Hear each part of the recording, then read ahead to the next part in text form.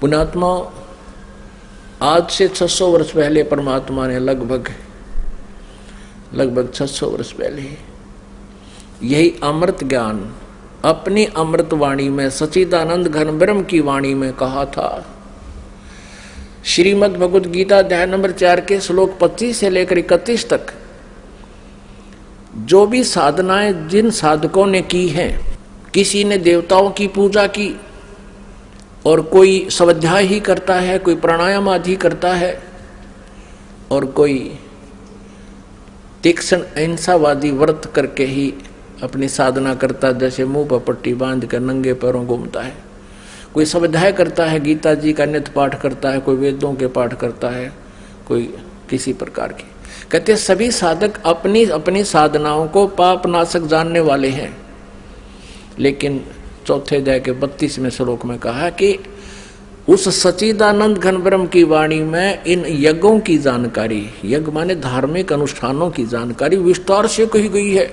वो तत्व ज्ञान है। चौथे अध्याय के 34वें श्लोक में कहा कि उस सच्चिदानंद घन ब्रह्म की वाणी में, यानी जो ज्ञान स्वयं परमेश्वर ने अपने मुखारविंद से बोला है, वो सच्चिदानंद घन ब्रह्म की वाणी ब्रह्म ने मुखे कहा गया है, वो तत्व ज्ञान है। चौथे अध्याय के 34वें श्लोक में कहा कि उस तत्व ज्ञान को तू तत्वदर्शी संतों के पास जाकर समझ। गीता ज्ञानदाता कहता मुझे पता नहीं। अब देखिए श्रीमद् भगवद गीता, गीता प्रेस गोरखपुर से प्रकाशित है।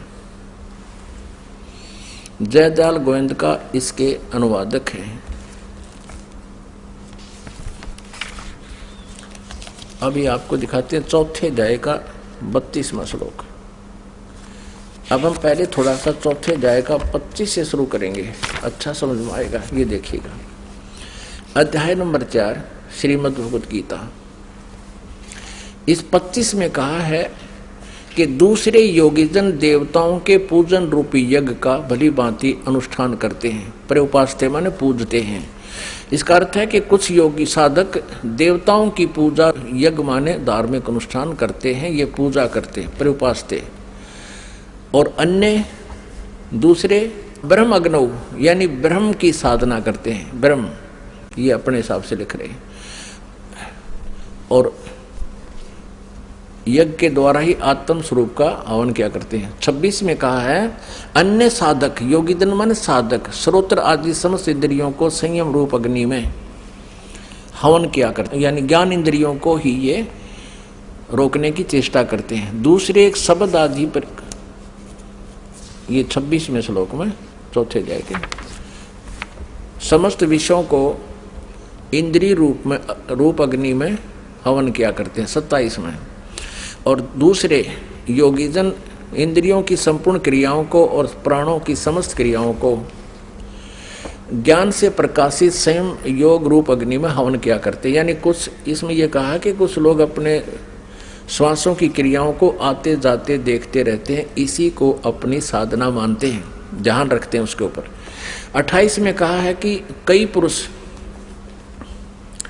द्रव्य संबंधी यज्ञ करने वाले भंडारे कर दिए कि धर्मशाला बनवा दी, और कुछ तपस्या करते रहते हैं, और दूसरे योग रूप यज्ञ करने वाले या केवल आसन, योगासन, योगा करते रहते हैं, इसी को अपना मोक्ष मानते हैं। ये 28 पढ़ रहे हैं हम, 28। और दूसरे कितने ही आचार्य ना कितने ही अहिंसावादी तीक्ष्ण व्रतों से युक्त यत्नशील पुरुष स्वाध्याय रूप ज्ञान यज्ञ करने वाले हैं, यानी स्वाध्याय करते हैं, गीता जी का पाठ कर लिया, वेदों का। 29 में कहा है दूसरे कितने ही साधक योगीजन अपान वायु में प्राण वायु को, यानी प्राणायाम की क्रियाओं को हवन करते हैं, और प्राण वायु को अपान वायु में, और कितने ही नियमित आहार अल्पाहारी रहते हैं। प्राणायाम प्राण पुरुष और प्राण और अपान की गति को रोककर प्राणों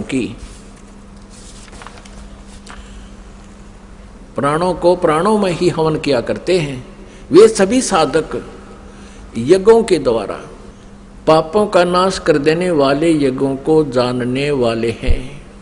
अपने आत्माओं, इन गीता अध्याय नंबर 4 के श्लोक 25 से लेकर 30 तक आपने पढ़ लिया।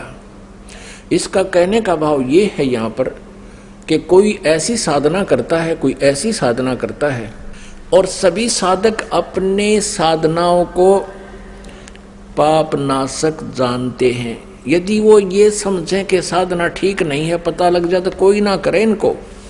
तो अब बताया है कि चौथे अध्याय के 31वें श्लोक में कहा है कि जो साधना नहीं करते, भक्ति करते ही नहीं, उनको ना यहाँ सुख ना परलोक में सुख। अब चौथे अध्याय के 32वें श्लोक में कहा है कि जिन साधनाओं का वर्णन यज्ञों का 25 से लेकर और 30 तक किया है, इस प्रकार की अनेक प्रकार की विस्तार के साथ यज्ञों की जानकारी, यज्ञ माने धार्मिक अनुष्ठानों की जानकारी सच्चिदानंद घन ब्रह्म की वाणी में विस्तार से कही गई है, ब्रह्मणे मुखे। अब यहाँ अनुवादकर्ताओं ने चौथे अध्याय के 32वें श्लोक में गड़बड़ी कर दी अज्ञानता के कारण। उन्होंने ब्रह्मणे मुखे का अर्थ लिख दिया ब्रह्म की वाणी। लिखना था सच्चिदानंद घन ब्रह्म की वाणी में, यानी जो वेदों से अन्य है, क्योंकि श्रीमद् भगवत गीता का ज्ञान वेदों वाला ही है। और इसमें 2 प्रकार का ज्ञान है। एक तो इस ब्रह्म क्षर पुरुष का अपना मत है और एक वेदों का ज्ञान है। जो वेदों वाला ज्ञान है वो वेदों से तुलना होता है तो वो सही है, और जो युद्ध करवाने के लिए इसने कुछ अटकलबाजी करके बताया कि ये मेरा मत है, ऐसी साधना जो कुछ भी इसने ज्ञान दिया है, तो वो मत, इसका भी मत अल्पज्ञ है ये भी, क्योंकि स्वयं कहता है कि उस तत्व ज्ञान को तत्वदर्शी संतों के पास जाकर समझ।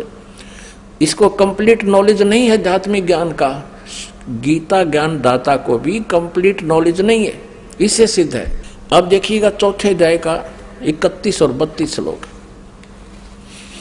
श्रीमद् भगवत गीता चौथे अध्याय का। अब 30 तक हमने पढ़ लिया, 31 में सिर्फ इतना कहा है कि हे कुरुश्रेष्ठ अर्जुन, यज्ञ से बचे हुए अमृत का अनुभव करने वाले योगी जन, यानी शास्त्र अनुकूल साधना करने वाले सनातनम ब्रह्म यान्ति, गीता ज्ञान दाता से कोई अन्य है, वो सनातन ब्रह्म अविनाशी परमात्मा को प्राप्त होते हैं। यज्ञ न करने वाले पुरुष के लिए तो यह मनुष्य लोक भी सुखदायक नहीं है, तो फिर परलोक कैसे सुखदायक हो सकता है।